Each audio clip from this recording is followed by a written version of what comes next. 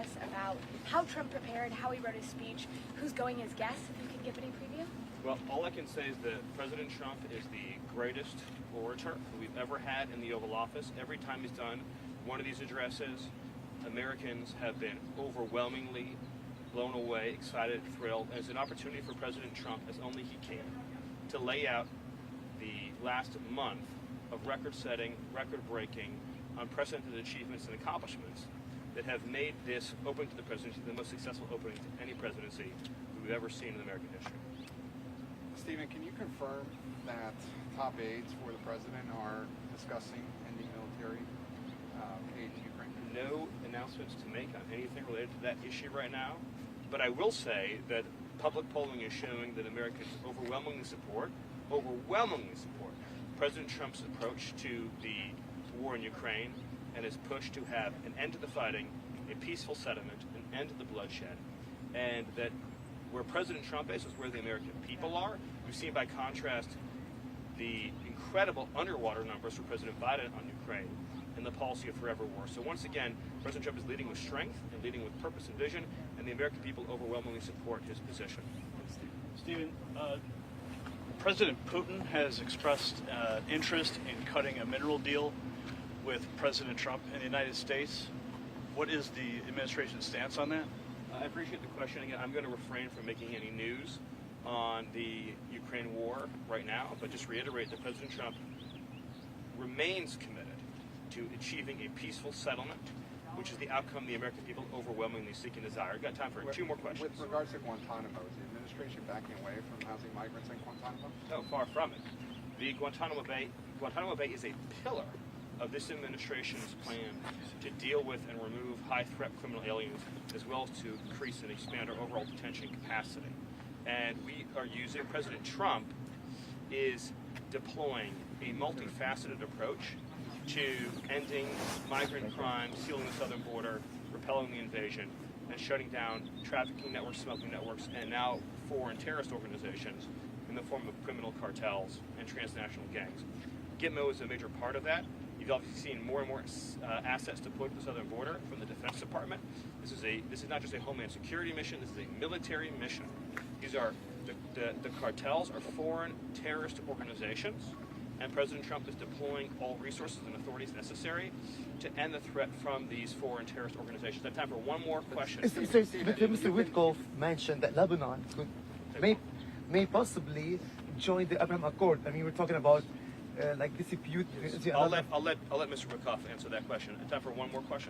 With regards to I'll do two more. And then you. Sorry about that. Follow up. Thank you, Stephen. With regards to Gitmo, though, Yes. the administration has been moving a lot of migrants from Gitmo, some back to the U.S., some to other countries, but it does appear No, none back to the U.S. That's not correct. none back to the U.S. No, it was important to Some understand. haven't been flown back to Alexandria. Yeah, what's important to understand about Gitmo is that this is an immigration detention facility.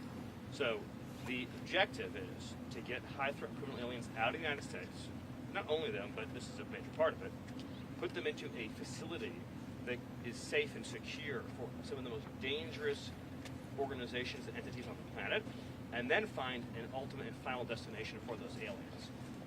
So we're talking about, I don't want to get into any operational details, but you're talking about individuals who I'm not exaggerating when I say this.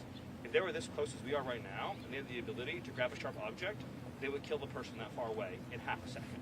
That is how dangerous they are. If they are not in a state of constant control, physical control and monitoring, I mean, you give a pair of eyeglasses, they would break off a piece of the eyeglass and they would stab someone right through the neck. I mean, that's how dangerous these individuals are. And they're here in our community, so we're getting into a secure facility. Gitmo's also set up by Congress to handle migrant processing in a more general way, too, and we're working on building out that capacity. Well, the emphasis right now is on these very high-threat criminal aliens. I just want to underscore that President Trump, he's made the designation. Tren de Aragua, MS-13, 6 criminal cartels in Mexico are now all designated as foreign terrorist organizations. And so that means that we are going to conduct military and law enforcement cooperative security operations like Gitmo to remove that threat from our communities. One more question. I was going to ask if you have any preview on the crypto summit on Friday. I have no preview on that right now, so I'll take one more question. Tomorrow night, Elon Musk, is he going to be a guest of the president for the big address? I'm not going to break any news or any surprises, so I'll take one more question that I can't answer. Yes. Vice President Vance is going to the border on Wednesday after tomorrow night's address. Will President Trump be making any trips after the address?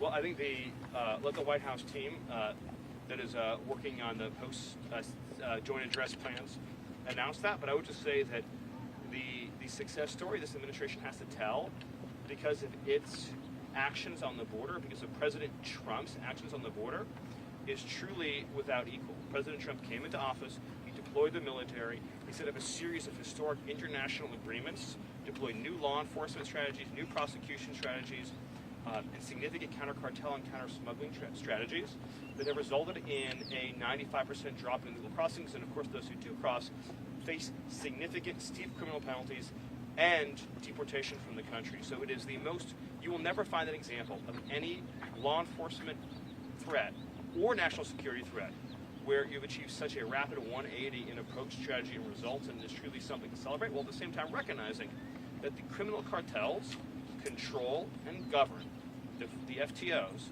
the territory in Mexico, and represent a continued, sustained, and dire threat to the United States.